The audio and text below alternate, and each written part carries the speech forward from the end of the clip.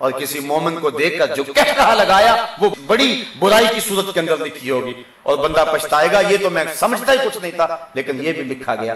تو زبان کے ساتھ جو ہے وہ اس انداز کے ساتھ کہ کسی مومن کی تحقیر کریں یا اس کا تمسخر اڑائیں تو یہ بھی سخت منع فرمایا گیا۔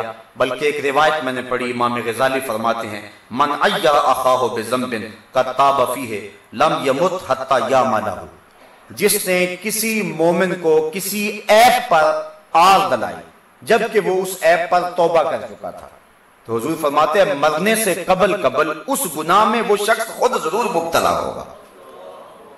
بعض کا بچپنے میں، لڑکپنے میں، زندگی میں بہت گناہ ہوتے ہیں، بڑے عجیب و غریب کام بھی بندوں سے زیادہ ہو جاتے ہیں۔ جب وہ شخص توبہ کر لے تو اللہ فرشتوں کے لکھے ہوئے دفتر سے بھی مٹا دیتا ہے، لیکن لوگ اتنے سخت ہیں کہ لوگ ساری زندگی جان نہیں چھوڑتے۔ وہ کیا کسی نے کہا تھا، لوگ تو فنکار ہیں اس درجہ کہ پل بھر میں سنگے در کعبہ سے بھی اصنام تراشے، تم کون ہو اور کیا ہے داغ کبابی، لوگوں نے تو مریم پہ بھی الزام تراشے۔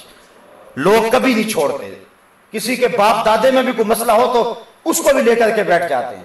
بچپنے میں کوئی کوتاہی ہو گئی ہو، چاہے اس کا تعلق گناہ سے نہ بھی ہو، بچپنے کا بھول پن ہو تو بندے اس کو بھی نہیں چھوڑتے۔ اس لیے کہتے ہیں جو لنگوٹیا ہوتا ہے اس سے بڑا ڈرتے ہیں لوگ کہ جو ہے وہ ماضی کو جانتا ہوتا ہے تو وہ رسوا کر دیتا ہے، ذلیل کر دیتا ہے۔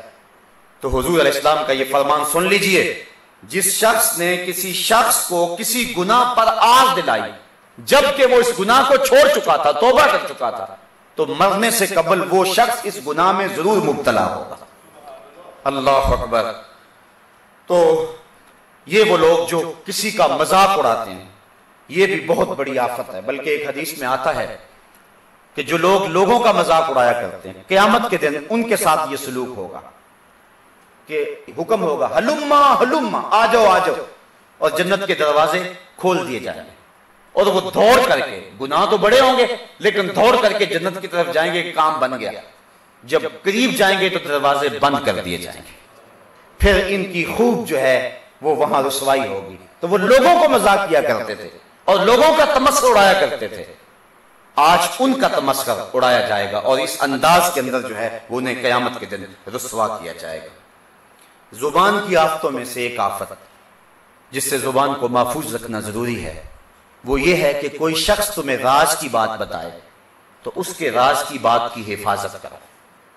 یہ نہیں ہے کہ کوئی تمہیں راز کی بات بتا گیا تو اس کے اٹھنے کے فوراً بعد آپ بندہ ڈھونڈتے پھرتے ہیں جس کو بتائیں، وہ آپ کے پاس امانت رکھ کے گیا۔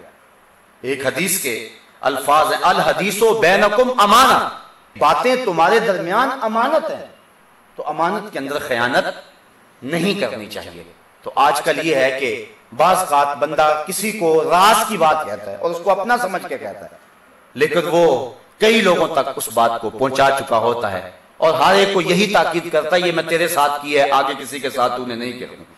اس کا بھی تو کوئی ایسا قریبی ہوگا نا جس کے ساتھ وہ خاص کر کے کہے گا کہ آگے نہیں کرنی، اس طرح وہ بات پورے معاشرے کے اندر پھیل جاتی ہے۔ اس لیے کہتے ہیں کہ جو راز کسی کو بیان کر دیا پھر اس کو راز نہ سمجھے، وہ پھر افشا ہو گیا۔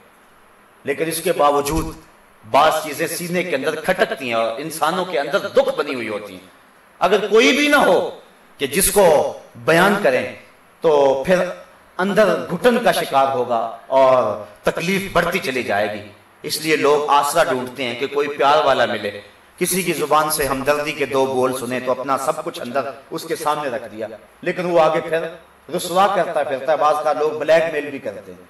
اس لیے زبان کی آفتوں میں سے ایک آفت یہ ہے کہ کسی کے راز کو افشا کرنا۔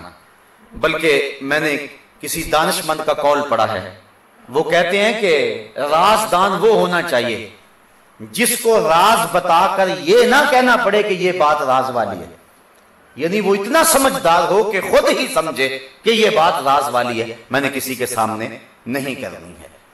تو یہ زبان کی مصیبت اور آفتوں میں سے ایک آفت ہے کہ زبان کسی کے راز کو محفوظ نہ رکھ سکے۔ زبان کی حفاظت جھوٹ سے، چاہے وہ قسم کی صورت میں ہو یا قول کی صورت میں ہو، یہ کرنی چاہیے۔ اور یہ زبان کی بدترین لغزش ہے کہ زبان جھوٹ بولے۔ حضور نبی رحمت صلی اللہ علیہ وسلم نے ارشاد فرمایا الکذب ینکس الرزق، جو کذب ہے، جھوٹ ہے، وہ رزق کو کم کر دیتا ہے۔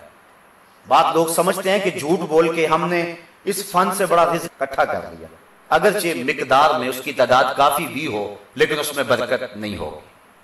بلکہ ایک روایت میں آتا ہے ثلاثۃ نفر لا یکلمہم اللہ تعالی ولا ینظر الیہم ولا یزکیہم ولہم عذاب علیم۔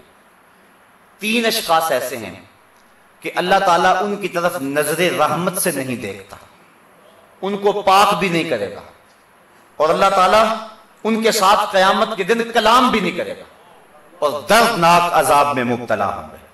وہ 3 اشخاص کون ہیں؟ شیخ زان، ایک بوڑھا زانی جو بوڑھا ہو گیا لیکن بدکاری نہیں چھوڑی۔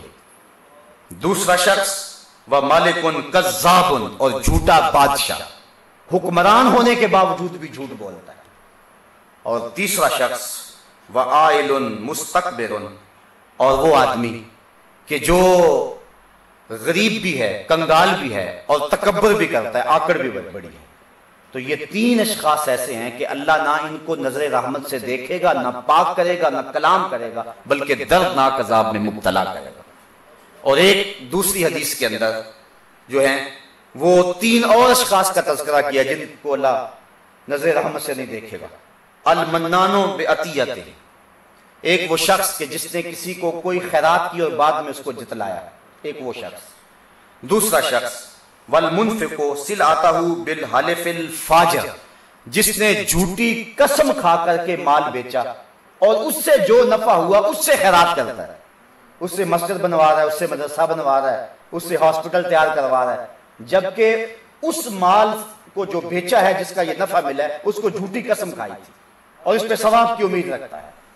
اور تیسرا وہ شخص والمسبل ازارہ، اور جو تکبر کی وجہ سے اپنی شلوار کو ٹخنوں کے نیچے لٹکاتا ہے۔ حدیث شریف میں آتا ہے اور حدیث صحیح ہے، سیاستہ میں ہے، حضور فرمایا کہ جو تیبند وغیرہ ٹخنوں سے نیچے ہوگا اور جتنی جگہ اس نے گھیری قیامت کے دن اتنی جگہ جہنم کی آگ میں جلائی جائے گی۔ تو اگر کوئی شخص جس کا پیٹ بزرگ ہو اور اگر وہ اپنی شلوار کو یا تیبند کو اوپر باندھے اور وہ ڈھلک کر نیچے آ جائے اور مجبور ہو، تکبر کی وجہ سے ایسا نہ ہو، تو اس کے لیے اجازت ہے۔ جس طرح حضرت ابوبکر صدیق رضی اللہ تعالیٰ عنہ کا پیٹ بزرگ تھا، انہوں نے عرض کی حضور میری جو تیبند ہے وہ ڈھلک کے نیچے آ جاتا، فرمایا تم تکبر کرنے والوں میں سے نہیں۔ تو اگر کوئی ایسی پوزیشن کسی کی ہو تو اس سے درگزر ہے، لیکن اگر ایسی پوزیشن نہیں ہے تو پھر وہ تکبر کرنے والا ہوگا، جو جھجک محسوس کرتا ہے کہ اگر میرے ٹخنے ننگے ہوئے تو لوگ کیا کہیں گے، وہ تکبر کرتا ہے۔ اس لیے جس نے اپنی شلوار کو ٹخنوں سے نیچے کیا تو اللہ تعالیٰ قیامت کے دن اس کی طرف نظر رحمت سے دیکھے گا ہی۔ اب یہ کتنا بڑا مشکل کام ہے جس سے ہم گریز کرتے ہیں۔ ابھی اٹھ کر کے جائیں تو اپنی شلواروں کو جو ہے وہ لپیٹ کر کے نہیں، کھینچ کر کے، لپیٹنا جو ہے یہ کفِ ثوب ہے اور یہ بھی مکروہ ہے، تو کھینچ کر کے اپنے ٹخنوں کو ننگا کریں اور کوشش کریں کہ جب درزی کو اپنا ماپ وغیرہ دے تو اس وقت ہی اپنی شلوار کو ٹخنوں سے اوپر رکھیں۔ اس پر کسی کے تانے سے نہ ڈرو، بلکہ یہ حضور علیہ السلام کا فرمان ہے اور واضح فرمان ہے، اس کی طرف نظر